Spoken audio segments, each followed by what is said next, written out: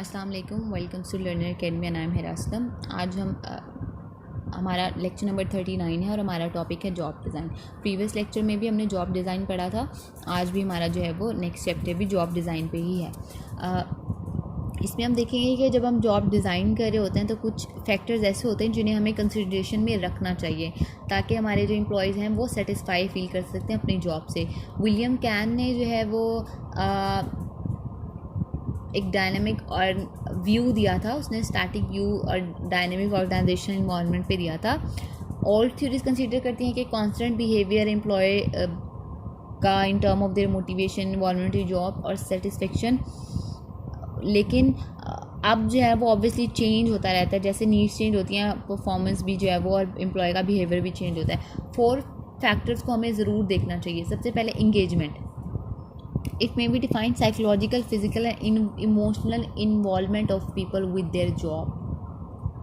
ठीक है, लोग जो है वो इन्वॉल्व हों फिज़िकली भी, साइकोलॉजिकली भी और इमोशनली भी अपनी जॉब के साथ इंगेज्ड हों। वो इंगेजमेंट हम 3 फैक्टर से जो है वो क्रिएट कर सकते हैं। Meaningfulness of job, worker perceive करे अपनी जॉब को यूज़फुल और वर्थवाइल, वैल्यूड। साइकोलॉजिकल सेफ्टी, उसको कोई उसकी पर्सनल आइडेंटिटी को या उसके स्टेटस को कोई थ्रेट ना हो, उसके जॉब और करियर को कोई थ्रेट ना हो। Psychological ability, it is when the worker perceive that he has the physical, psychological and emotional resources। Employee को जॉब इंगेजमेंट कब होती है? जब एम्प्लॉय को लगता है कि वो एडिक्वेट है, उसमें इतनी कैपेबिलिटी है, उसके फिज़िकल, साइकोलॉजिकल, इमोशनल रिसोर्सेज ऐसे हैं कि वो इस जॉब को कंप्लीट कर सकता है। इससे जो है वो हम इंगेजमेंट क्रिएट कर सकते हैं। इसके बाद आती है disengagement. It can be describe by the statement going through motions. It is a situation when the employee detaches himself. ऊपर क्या था? इंगेजमेंट, उसका एम्प्लॉय का जो है ना वो इन्वॉल्व होना। डिसंगेजमेंट, उसका अनइन्वॉल्व हो जाना। ठीक है, डिटैच फील करना अपनी जॉब से। People who are at a given moment personally disengage are, वो इमोशनली डिस्टेंट हो जाते हैं ना, सेंस ऑफ एनर्जी नहीं फील कर रहे होते, मोटिवेटेड नहीं फील कर रहे होते, इन्वॉल्व नहीं फील करते अपनी जॉब में। वो ये मोस्टली अनसूटेबल एनवायरमेंटल फैक्टर्स की वजह से होता है। सोशल इंफॉर्मेशन प्रोसेसिंग, ये 3rd फैक्टर है। लोग एक ही जॉब को डिफरेंटली देखते हैं और डिफरेंटली इवैल्यूएट कर सकते हैं डिफरेंट सिचुएशन पे। ठीक है, ये जो आप परसीव करते हो ना अपनी जॉब को, ये ऑब्जेक्टिव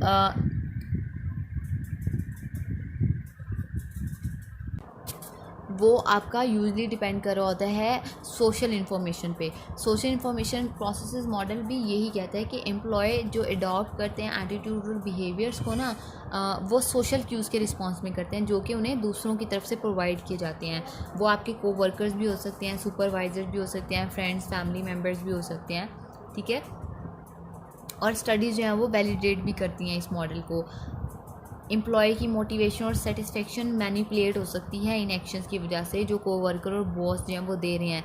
यानी कि आपको नेगेटिव कमेंटिंग हो रही है, आपको वो डिस्करेज कर रहे हैं, क्रिटिसाइज़ कर रहे हैं, तो ऑब्वियसली उससे आपकी मोटिवेशन और सेटिस्फेक्शन इफ़ेक्ट होती है।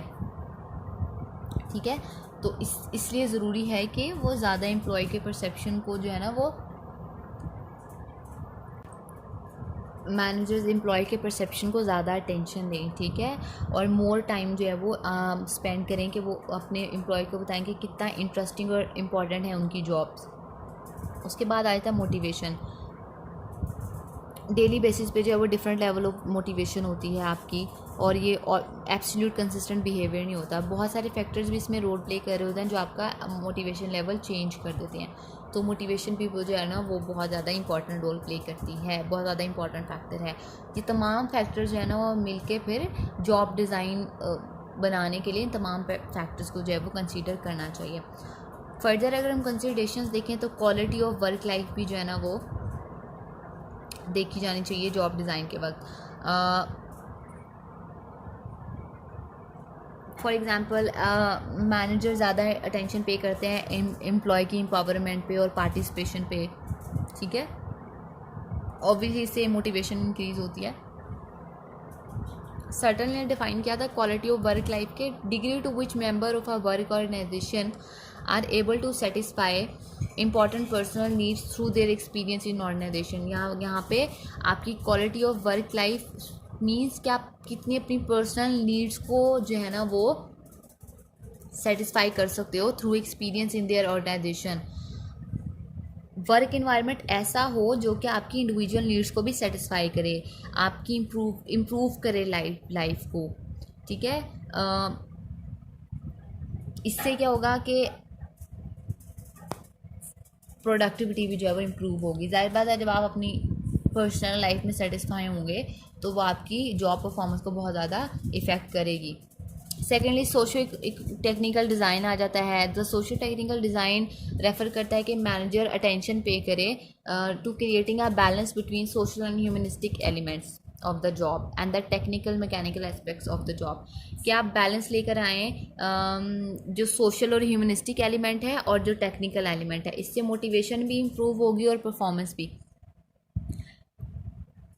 यहाँ पे आप ऐसा सिस्टम जो है वो या स्ट्रक्चर जो है वो इंट्रोड्यूस करें जो इंटेग्रेट करे टेक्निकल और सोशल सब सिस्टम को सिंगल मैनेजमेंट सिस्टम में, ठीक है। टेक्निकल सिस्टम होते हैं कि वो इनपुट्स, जब हम इनपुट्स को आउटपुट्स में जो है वो टर्न ओवर कर देते हैं, हम ट्रांसफॉर्म करते हैं। और सोशल सब सिस्टम में इंटरपर्सनल रिलेशनशिप्स आ जाते हैं, लोगों के बीच में डेवलप करना। तो एम्प्लॉय लर्न करते हैं एक दूसरे की वर्क हैबिट्स, स्ट्रेंथ्स, वीकनेसेस और प्रेफरेंसेस को, इसलिए जो है वो एक सेंस ऑफ म्यूचुअल ट्रस्ट जो है वो उनमें डेवलप होना चाहिए। उसके बाद हाई परफॉर्मेंस वर्क प्रैक्टिसेस आ जाती हैं। ये आती हैं कि fit between people, technology, information and work. आप कितना फिट जो है वो फील करते हैं अपनी लोगों में, टेक्नोलॉजी में, इंफॉर्मेशन और वर्क में।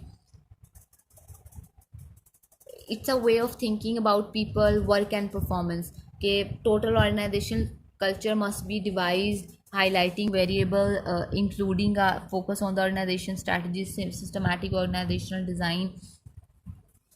यानी कि आपका ऑर्गेनाइजेशनल कल्चर ऐसा होना चाहिए, ठीक है। कल्चर सपोर्ट करे ह्यूमन परफॉर्मेंस वर्क प्रैक्टिसेस को, इनकॉर्पोरेट करे high level of open communication, trust लेकर आए। लीडर्स को पता फोकस करना चाहिए एम्प्लॉयज़ पे, ऑर्गेनाइजेशन लीड्स पे। रिसेंट एनालिसिस ने शो किया है कि ये जो HPWP है वो पॉजिटिवली रिलेट करते हैं फाइनेंशियल और ऑपरेशन परफॉर्मेंस से। उसके बाद आ जाता है गोल सेटिंग। बहुत यूज़फुल मेथड है अपनी एम्प्लॉय की परफॉर्मेंस को इन्हांस करने के लिए। मोटिवेशनल पर्सपेक्टिव से देखा जाए तो गोल क्या होता है, डिज़ायरेबल ऑब्जेक्टिव होता है। हम गोल्स को जो है वो दो पर्पसेस के लिए यूज़ करते हैं ऑर्गेनाइजेशन में। ये एक यूज़फुल हमें फ्रेमवर्क दे देते हैं अपनी मोटिवेशन को मैनेज करने के लिए, ठीक है, और एम्प्लॉयज़ को मैनेज करने के लिए। सेकंड, ये एक इफ़ेक्टिव कंट्रोल डिवाइस होते हैं। Control is monitoring by management how well the organization is performance, ठीक है। आप गोल सेट करते हो तो फिर उससे आपको ऑर्गेनाइजेशन की परफॉर्मेंस से पता चलता है कि आपकी ऑर्गेनाइजेशन कैसे काम कर रही है। ऑब्वियसली अच्छा काम कर रही होगी तो वो गोल्स को टाइमली अचीव कर लेगी, ठीक है। Social learning theory best describe करती है role and importance of goal setting in organization. ये पर्सपेक्टिव सजेस्ट करता है कि फीलिंग ऑफ प्राइड और शेम अबाउट परफॉर्मेंस जो है ना वो function of the extent to which people achieve their goals. इनके शेम ऑफ परफॉर्मेंस की जो फीलिंग्स होती हैं ना अपनी परफॉर्मेंस के बारे में, वो डिपेंड करती हैं गोल अचीवमेंट पे। एक पर्सन जो गोल अचीव करता है वो प्राउड होगा, ठीक है, जबकि वो पर्सन जो फेल कर देता है वो ऑब्वियसली गिल्टी होगा और डिसअपॉइंट होगा। रिसर्चर्स ने भी पास में शो किया है कि 9 इंपॉर्टेंट फैक्टर्स होते हैं जो गोल सेटिंग से रिलेट करते हैं, या फिर उनको गोल सेटिंग के वक्त जो है वो मस्ट कंसीडर करना चाहिए। गोल स्पेसिफिसिटी, आपका गोल क्लियर होना चाहिए, स्पेसिफिक होना चाहिए, प्रिसाइज होना चाहिए, ठीक है। उससे एक आप बता रहे हो कि आपने प्रोडक्टिविटी इंक्रीज़ करनी है, ये कोई क्लियर गोल नहीं है, कोई स्पेसिफिक गोल नहीं है। आप बताओ आपने प्रोडक्टिविटी 3% इंक्रीज़ करनी है, आप बोलो कि आपने ये बुक पढ़ लेनी है, बुक्स पढ़नी है, आपने ये अनक्लियर गोल है कितनी बुक्स पढ़नी है, कौन सी बुक्स पढ़नी है। आप बोला आपने 2 बुक्स पढ़नी है, आपकी करंट अफेयर्स से रिलेटेड आपने बुक्स पढ़ लेनी है, आपने सोशल साइकोलॉजी की बुक पढ़ लेनी है, ठीक है। आपका ग्रुप गोल जो है वो स्पेसिफिक और क्लियर होना चाहिए। गोल डिफ़िकल्टी, गोल कितना चैलेंजिंग होगा और कितनी एफर्ट रिक्वायर होगी, ठीक है। रीज़नेबल एफर्ट्स, रीज़नेबल गोल होना चाहिए, ज़्यादा हार्डर भी ना हो कि वो बहुत ज़्यादा डिफ़िकल्ट हो जाए अचीव करना, बहुत ज़्यादा आसान भी ना हो कि उसके लिए एफर्ट्स जो है ना वो बहुत ज़्यादा करनी पड़े, अनअटेनेबल नहीं होना चाहिए। Substantial body of research support the importance of goal difficulty. Feedback, feedback employee को कितना डायरेक्ट और क्लियर इन्फॉर्मेशन मिल रही है उसकी परफॉर्मेंस की इफेक्टिवनेस के बारे में, और फीडबैक जो है वो इन्हांस भी कर सकता है गोल अचीवमेंट को। Timely feedback, feedback to employee about performance needs to be complete. Timely feedback होना चाहिए, उसे टाइम फीडबैक दें, ठीक है। वो उसकी परफॉर्मेंस को इंक्रीज़ भी कर सकता है और डिक्रीज़ भी कर सकता है। गोल एक्सेप्टेंस, एक पर्सन इंडिविजुअल या एम्प्लॉय कितना उस गोल को एक्सेप्ट करता है, ठीक है, और ये उसकी गोल कमिटमेंट को भी जो वो बहुत ज़्यादा इफेक्ट करता है, और ये पर्सनल इंटरेस्ट पे भी जो है ना वो डिपेंड कर रहा होता है। सेल्फ एफिकेसी, एक इंडिविजुअल बिलीव करता है कि वो इस गोल को अचीव कर सकता है या नहीं, ठीक है। हाई सेल्फ एफिकेसी वाले लोग जो है ना वो चैलेंजिंग गोल्स हमेशा सेट करते हैं।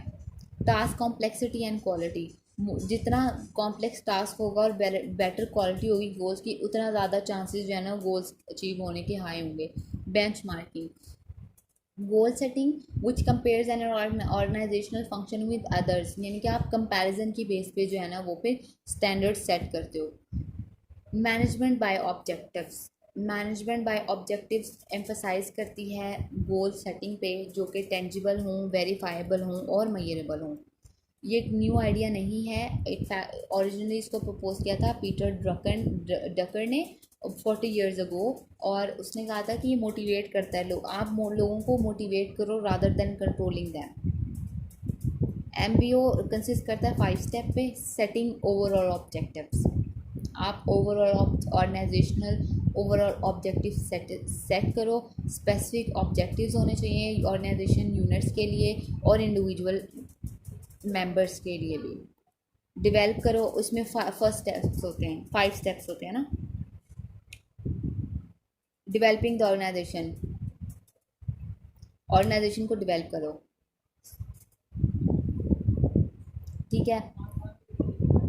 ऑब्जेक्टिव सेट हो गया, अब आपने ऑर्गेनाइजेशन डेवलप करनी है उन ऑब्जेक्टिव्स को अचीव करने के लिए, ठीक है।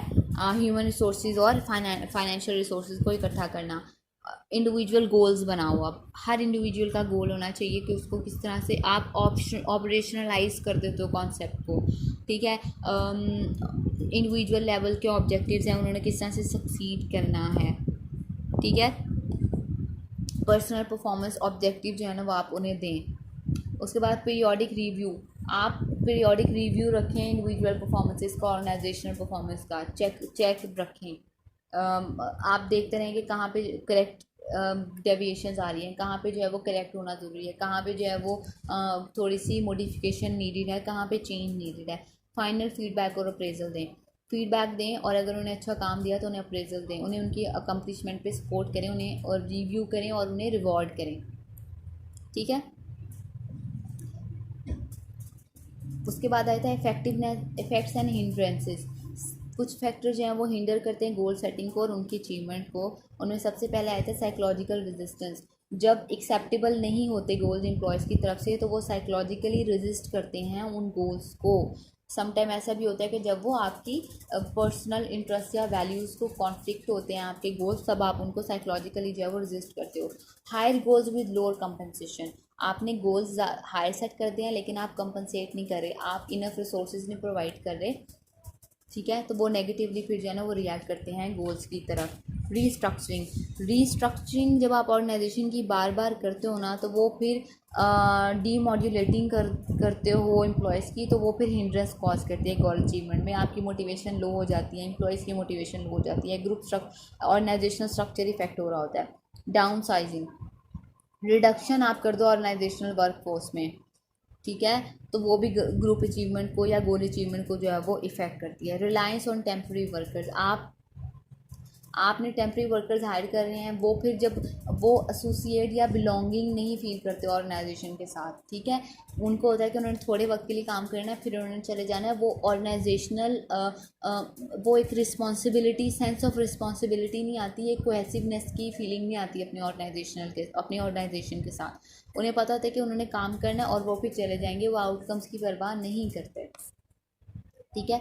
ये भी जो है ना वो चीज़ जो है वो हिंडर करती है गोल सेटिंग में। इन तमाम चीज़ों को जो है ना वो हमें इन कंसीडर करना चाहिए अपने गोल्स को सेट करते हुए।